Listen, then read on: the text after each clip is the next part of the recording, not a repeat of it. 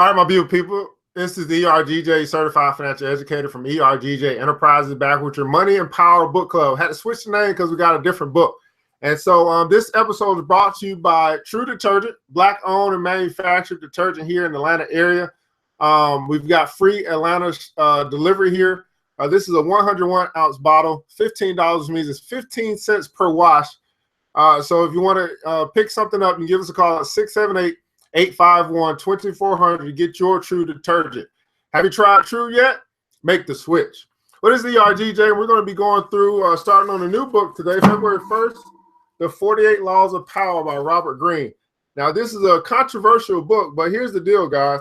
As we go through these laws, you can either learn how to use them or at least recognize when they're being used upon you, because these are tricks. These are laws that, you know, as we go through, you'll start to see what I'm talking about. But we're going to actually, what we're going to be doing, we're going to read the law, and they're going to read the keys to power, and then we'll read the image for which which is recognized. So we're going to do that instead of read through all the whole chapter, because there's like stories and things like that. But here's the deal, man. Once you get the money, then you need the power. And you've got the power. So I know that you don't have a lot of time. I don't either. Let's go ahead and get started. Day number 1 in 48 Laws of Power. Law number 1, never outshine the master. That's right, never outshine the master. Here's your judgment. It says, always make those above you feel comfortably superior. If your desire to please and impress them, do not go too far in displaying your talents, or you might accomplish the opposite. Inspire fear and insecurity. Make your masters appear more brilliant than they are, and you will attain the heights of power. Hey, what's going on, Cookie? Now, I found this to be very true, especially if you are working for someone or if you are in corporate America. You never want to outshine your boss. Here's your keys to power. Everyone has insecurities. When you show yourself in the world and display your talents, you naturally stir up all kinds of resentment, envy, and other manifestations of insecurity. This is to be expected. You cannot spend your life worrying about the petty feelings of others. With those above you, however, you must take a different approach. When it comes to power, outshining the master is perhaps the worst mistake of all. So in the comments below, you want to put never outshine the master. That is the law number 1. Do not fool yourself into thinking that life has changed much since the days of Louis the 14th and the Medicis. Those who attain high standing in life are like kings and queens. They want to feel secure in their positions and superior to those around them in intelligence, wit, and charm. It is a deadly but common misperception to believe that by displaying and vaunting your gifts and talents, you are winning the master's affection. He may feign appreciation, but at his first opportunity, he will replace you with someone less intelligent, less attractive, and less threatening, just as Louis XIV replaced the sparkling Fouquet with the bland Colbert. And as with Louis, he will not admit the truth, but will find an excuse to rid himself of your presence. This law involves 2 rules that you must realize. First, you can inadvertently outshine a master simply by being yourself. There are masters who are more insecure than others, monstrously insecure. You may naturally outshine them by your charm and grace. No one had more talents than austere Manfredi, Prince of Faenza. The most handsome of all young princes of Italy, he captivated his subjects with his generosity and open spirit. In the year 1500, Caesar Borgia laid siege to Faenza. When the city surrendered, the citizens expected the worst from the cruel Borgia, who, however, decided to spare the town.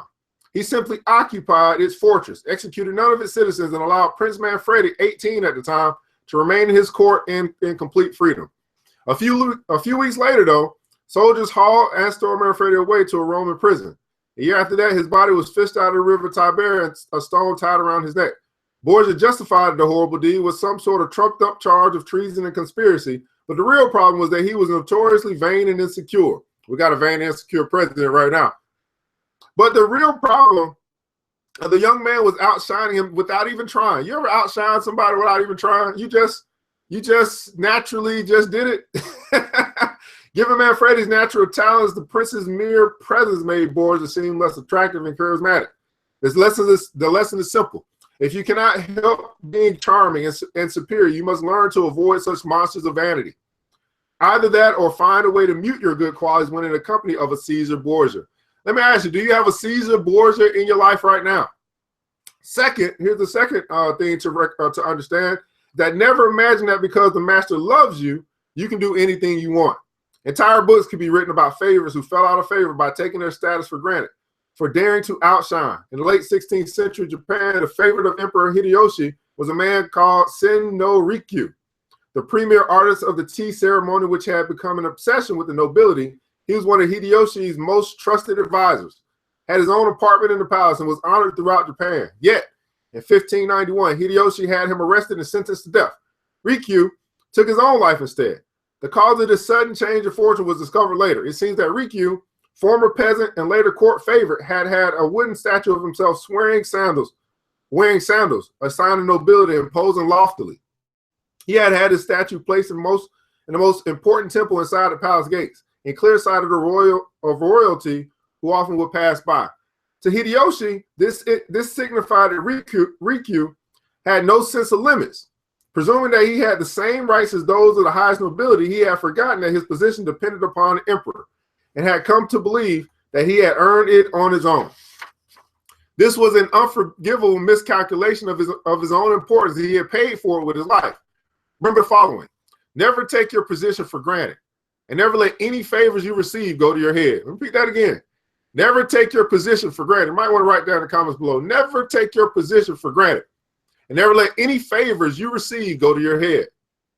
Knowing the dangers of outshining your master, you can turn this law to your advantage. First, you must flatter and puff up your master. This is what a lot of people do. They're called brown nosing. You must flatter and puff up your master. Overt flattery can be effective, but it has its limits. If it is too direct and obvious, it looks bad to other courtiers. Discreet flattery is much more powerful.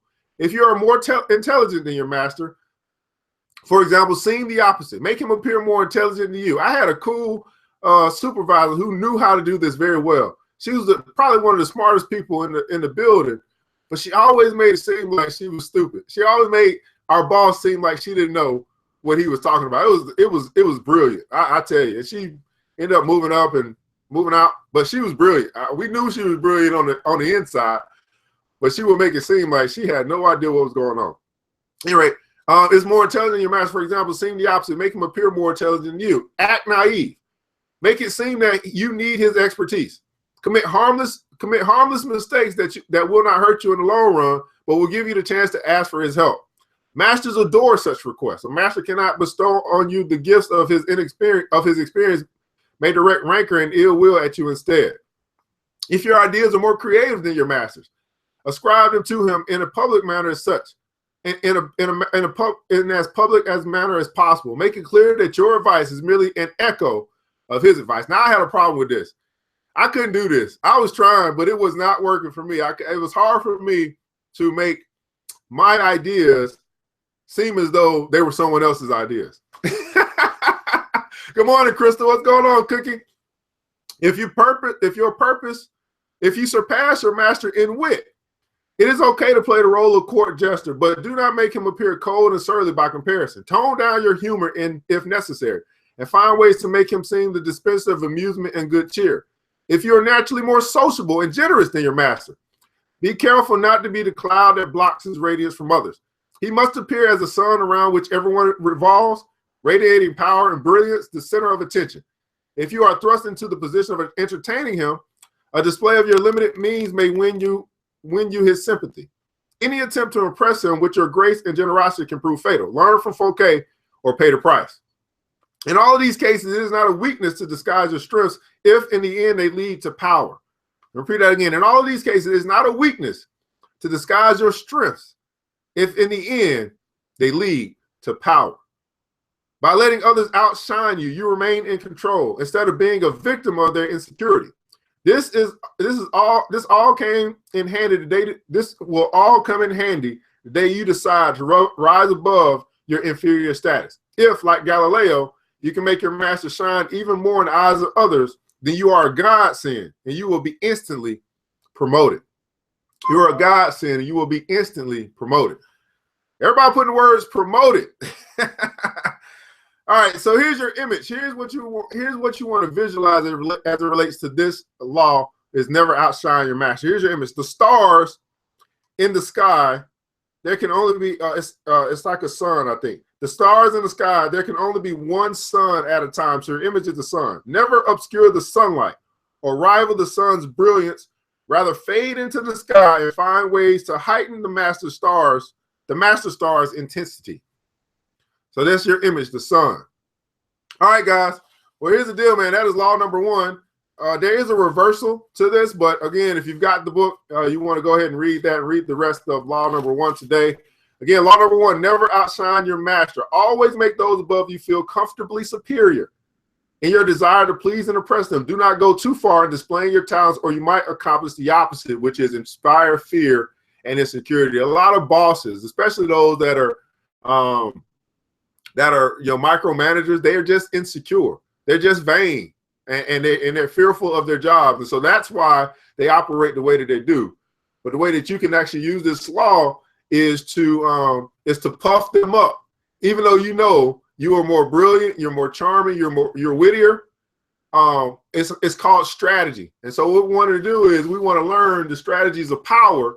Learn not only just how to use them, but know when they're being used upon you. I think that's the biggest part. Know when they're being used upon you, so that you're not taken advantage of. Anyway, this is the ERGJ with your Money and Power Book Club, going through the book, Power, the 48 Laws of Power. Here's the deal. I have recommended this book. Why not get the book through me? And you can find it at www.ergj.net.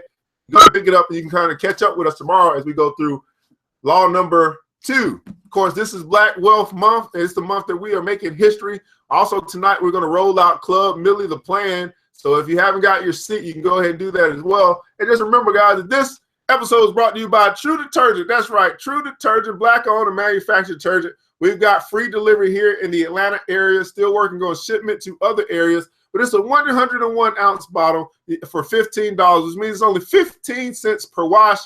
Hey, have you tried your True yet? Make the switch. This is ERGJ from ERGJ Enterprise with your Money and Power Book Club. Just remember this, guys. You've got the power. Have a good day.